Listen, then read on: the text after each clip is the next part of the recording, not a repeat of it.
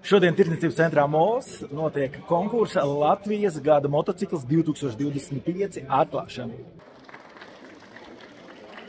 Pieteikt var gan motocikls, gan motorollers, un kopā šogad ir pieteikti pagaidām 41. 41 dalībnieks, kāda pārdomas? Smags darbs, jo to vienkārši matemātiski pareizināt, uzkāpt uz moča nokāpt, pierakstīt, ko tu redzēji, un izbraukt dažus sapnis. Tev vienkārši ir ļoti daudz jāstrādā, lai to visu saprastu. Apsveicu 10. reizi. Jā, 10. reizi noskatījos no gada auto. Jāsaka, paldies Atim Jansonam, viņš šo ideju pameta.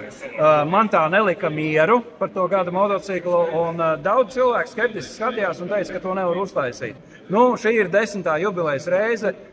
Skaitli jūs zināt, tas ir gandrīz tuvu pie 100 motociklu, ko mēs testējam. Man ir prieks, ka arī lietuvieši ir pieslēgušies pagājušo sezonu. Pirmā reize viņiem bija, lai viņam arī labi ripo šī gadā, bet mums ir 10. reize, un es varētu pateikt lielu paldies visiem tiem žurnālistiem, speciālistiem, kuri ir piekrituši šo gadu laikā būt žūrijā, veltīt savu laiku, braukt ar tiem močiem.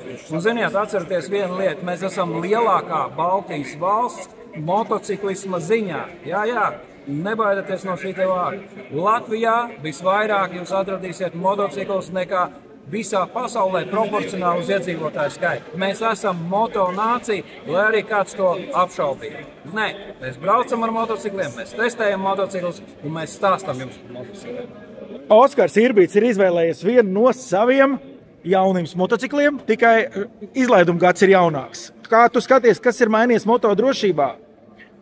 Šogad pirmkārt ir ļoti plašs klāsts ar motocikliem, tātad ne tikai Eiropas, bet arī citu valstu, austrumu valstu ražojumiem. Un jāsaka, šie motocikli izceļās ar to, ka viņos ir ļoti daudz dažādāko drošības sistēmu, kuras varbūt no tādos jau klasiskajos, mums ierastajos motociklos bija mazāk.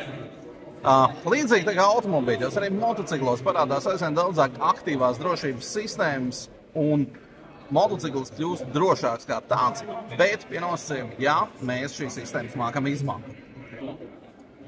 Tātad, pieņemsim visiem zināmā lieta, kas tāda motocikliem īstenībā ir obligāta jaunajiem ABS sistēmas.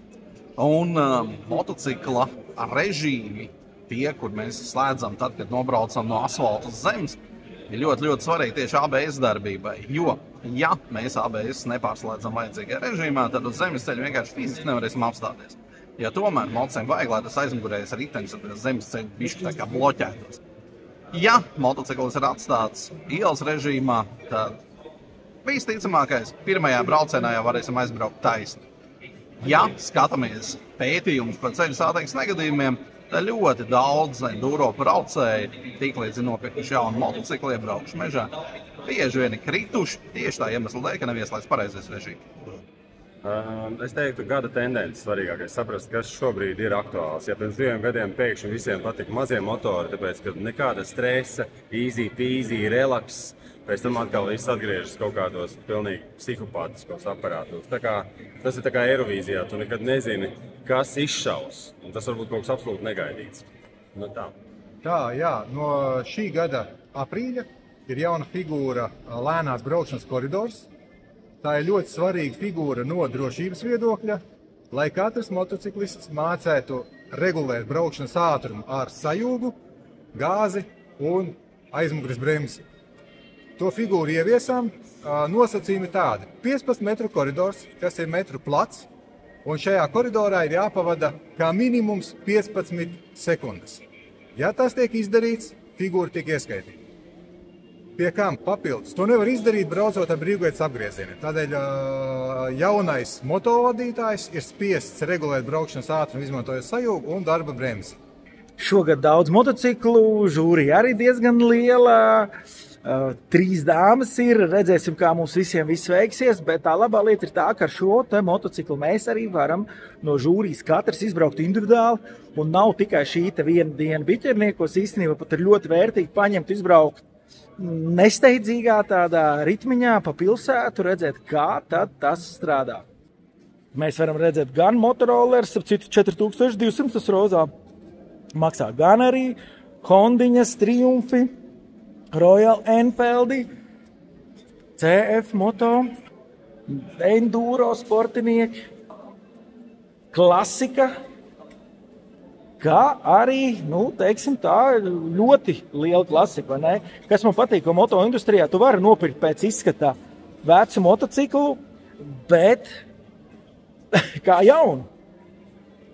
Un arī tāds brīnums mums ir pat ar pedāļiem. Un arī, kur redzam tādu Itālijas klasiku MV Augusta Ducati. Tas ir nikns.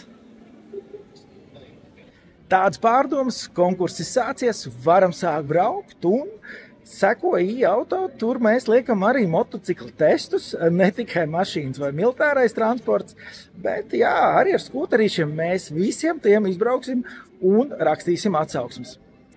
Un šī gada jaunums, ka katram šim te modelim, tu, piemēram, atrodi, kurš tevi interesē, ir mazāk zinām, ir vairāk zinām, atrodi fórumā ierakstu un izlasi, ko domā par to žūrijas biedri. Bet vēl labāk, ja tu esi kāda no šī te motocikla īpašnieks, jo tad tu vari uzrakstīt reālo pieredzi, jo viena lieta ir izbraukt stundu, 2, labi 3, bet ja tu brauc jau mēnesi, raksti atsauksmes i-auto fórumā. Bet es savukārt tieši pārbaudītu, vai tiešām Latvijā ir visvairāk motociklu uz vienu iedzīvotāju, un mēs esam pasaules līderis, kā to teica Arns.